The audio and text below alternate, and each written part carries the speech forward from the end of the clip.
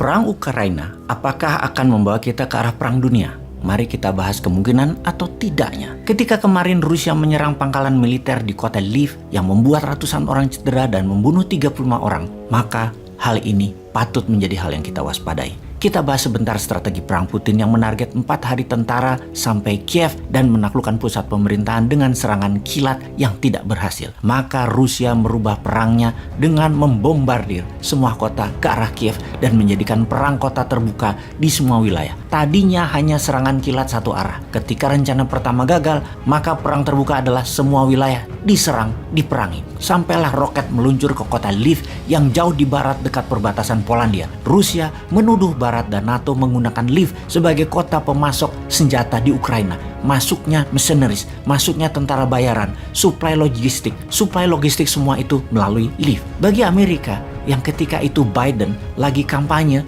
harus segera balik ke Gedung Putih dan Gedung Putih menyatakan serangan terhadap anggota NATO, karena Polandia adalah anggota NATO, akan menjadi dijawab serius dengan perang. Polandia akan menjadi ground base persenjataan dan pasukan. Saat ini di Polandia sudah kedatangan lebih 10.000 tentara, di mana 4.000 tentara itu dideploy oleh Amerika. Terlihat intensitas kegiatan militer meningkat tajam masuk dan keluar Polandia. Dan inilah hal yang ditunggu-tunggu, akankah perang dunia ketiga itu terjadi? Kemarin Swedia juga menuduh Rusia melewati wilayah udaranya. Ditambah lagi, 143 negara di PBB menentang agresi militer Rusia ke Ukraina. Kemudian Rusia mengancam balik semua negara yang menentangnya dan akan melakukan pembalasan. Ditambah lagi, lebih dari 1 juta warga mengungsi dari Ukraina, kebanyakan ke Polandia, yang lainnya ke Jerman, Rumania, Slovakia, Belarus. Ini merupakan jumlah terbesar perpindahan migrasi manusia melebihi Perang Dunia Kedua di awalnya. Jadi, kita harus mempelajari polanya dan patternnya. Setiap hari,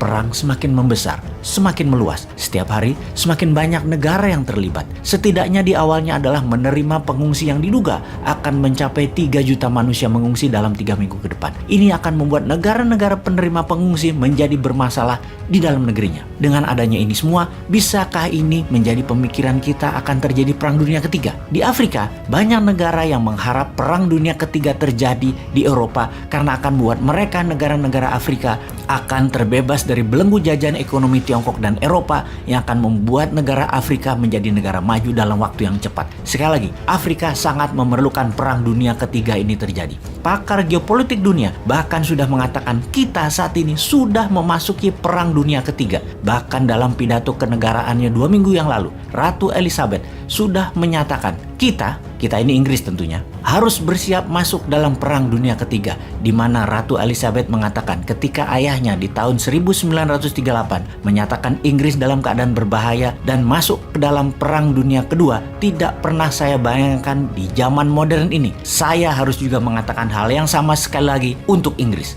Sekali lagi, apakah ini masuk kategori perang dunia? Apa itu yang dimaksud dengan perang dunia? Dalam pernyataan sejarah, yang dimaksud dengan perang dunia adalah seluruh dunia berperang, setidaknya sebagian besar terlibat. Perang Dunia Pertama misalnya melibatkan seluruh negara Eropa, Amerika, sebagian Afrika, sebagian Amerika Latin. 70% dunia terlibat Perang Dunia Pertama. Selagi kita bicara saat ini, mungkin hanya Ukraina dan Rusia yang berperang di garis depan. Sisa dunia tidak ada yang berperang di garis depan. Sebuah fakta lagi, perang dunia semuanya bermula dari perang kecil. Kembali ke perang awal 1914, bulan Juni, ketika Archduke Franz Ferdinand dibunuh di Bosnia. Dia adalah pewaris dari kerajaan Austro-Hungaria yang dibunuh oleh nasionalis Serbia. Kemudian Austria-Hungaria menyatakan perang terhadap Serbia. Setelah itu, efek domino terjadi. Di tahun 1915 banyak negara masuk dan terus bertambah sampai 1916. Puncaknya hampir semua negara masuk Perang Dunia Pertama di tahun 1918. Amerika, Brazil misalnya, yang jauh di seberang lautan pun terlibat. Ini semua diawali dengan 2 negara perang dan 1 pembunuhan. Perang Dunia Kedua sekarang diawali Jerman menginvasi Polandia di 1 September 1939.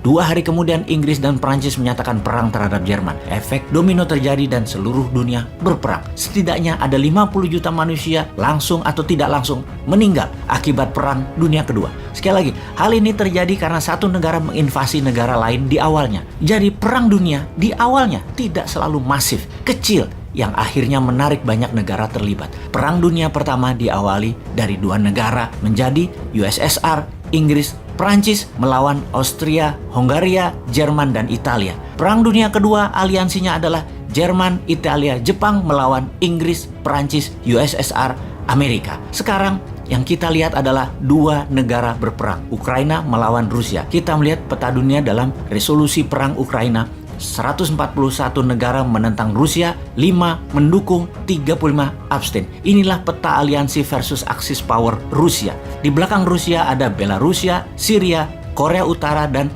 Eritrea, sebuah negara kecil di Afrika, seberang Yaman. Ada 35 negara yang tidak memihak manapun, sama seperti Amerika di Perang Dunia Pertama. Tidak ikut-ikutan sampai kepentingan Amerika terganggu. Di tahun 1917, U-boat Jerman menenggelamkan 3 kapal niaga Amerika, membuat Presiden Amerika saat itu, Woodrow Wilson, menyatakan Amerika berperang melawan Jerman dan masuk ke dalam Perang Dunia Pertama. Dengan informasi ini, semoga sahabat dengan bijak bisa menyikapi apa yang akan terjadi dalam perang di Ukraina ini. Bosman kali ini tidak menyatakan akan terjadi atau tidak. Saya membiarkan sahabat yang menilai. Panjang sudah kita membahas di mana apapun yang akan terjadi, seharusnya kita, Indonesia, bersiap dalam war mode sejak jauh-jauh hari. Jangan masih memikirkan cari hutangan untuk membangun proyek diutamakan. Apa nggak mudeng ya bernegaranya, wahai Lord?